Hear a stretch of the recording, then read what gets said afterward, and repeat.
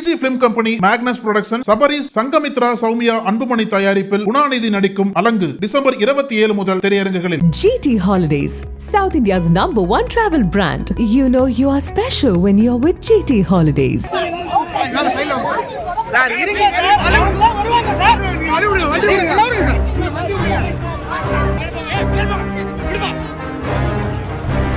சென்னை அண்ணா பல்கலைக்கழக வளாகத்தில் மாணவிக்கு பாலியல் வன்கொடுமை நடந்த சம்பவம் அதிர்ச்சியை ஏற்படுத்தியுள்ளது.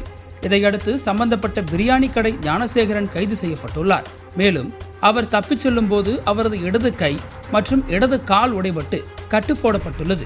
இந்த நிலையில் சம்பந்தப்பட்ட மாணவி கொடுத்த FIR பதிவு கசிந்துள்ளது பெரும் அதிர்ச்சியை ஏற்படுத்தியுள்ளது. இது ஒருபுறம் இருக்க, இந்த சம்பவத்திற்கு அரசியல் கட்சி தலைவர்கள் கடுமையான கண்டனங்களை தெரிவித்து வருகின்றனர். இந்த சம்பவத்தை கண்டித்தும் பாதிக்கப்பட்ட மாணவிக்கு நீதி கேட்டும் பாஜக சார்பில் முன்னாள் ஆளுநர் தமிழிசை சவுந்தரராஜன் தலைமையில் வள்ளுவர் கோட்டத்தில் இன்று போராட்டம் நடைபெற்றது. ஆனால் சென்னை அண்ணா பல்கலைக்கழகத்தில் மாணவிக்கு பாலியல் வன்கொடுமை செய்யப்பட்டதை கண்டித்து நடைபெறும் இந்த போராட்டத்தில் பாஜக சார்பில் உரிய அனுமதி பெறப்படவில்லை என கூறப்படுகிறது. இதையடுத்து பாஜகவின் இந்த போராட்டத்தில் பங்கேற்ற முன்னாள் ஆளுநர் தமிழிசை சவுந்தரராஜன், பாஜக மாநில துணைத் தலைவர் உள்ளிட்ட 100க்கும் மேற்பட்ட பாஜக நிர்வாகிகள் கைது செய்யப்பட்டனர். அப்போது அவரை பெண் போலீசார் அங்கிருந்து அழைத்து வந்தனர். அந்த சமயத்தில் தமிழிசையை சிலர் தள்ளியதாக கூறப்படுகிறது. இதையடுத்து என்னை ஏன் தள்ளுறீங்க என தமிழிசை சவுந்தரராஜனும் அவரது ஆதரவாளர்களும் ஆவேசமடைந்தனர். அப்போது தமிழிசை டோன்ட் டச் மீ என கோபத்தில் கத்தினார்.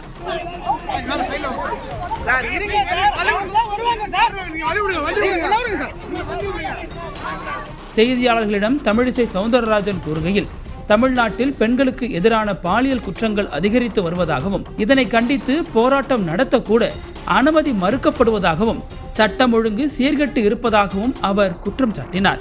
இந்த பாலியல் வன்கொடுமையில் ஈடுபட்டவர்களை கைது செய்ய வேண்டும். போராட்டத்தில் ஈடுபடுபவர்களை கைது செய்யக்கூடிய ஆர்வத்தை இதுபோன்ற குற்றங்களை நடைபெறுவதை தடுப்பதற்கு காவல்துறையினர் அக்கறை காட்டவில்லை என்றார். இதை கண்டித்து அதிமுக சார்பிலும் இன்று போராட்டம் நடைபெற்றது குறிப்பிடத்தக்கது. முன்னதாக சம்பந்தப்பட்ட குற்றவாளி ஞானசேகரன் திமுகவை சேர்ந்தவர் என எதிர்க்கட்சிகள் குற்றம் சாட்டி வரும் நிலையில் அமைச்சர் ரகுபதி அதை மறுத்துள்ளதும் குறிப்பிடத்தக்கது.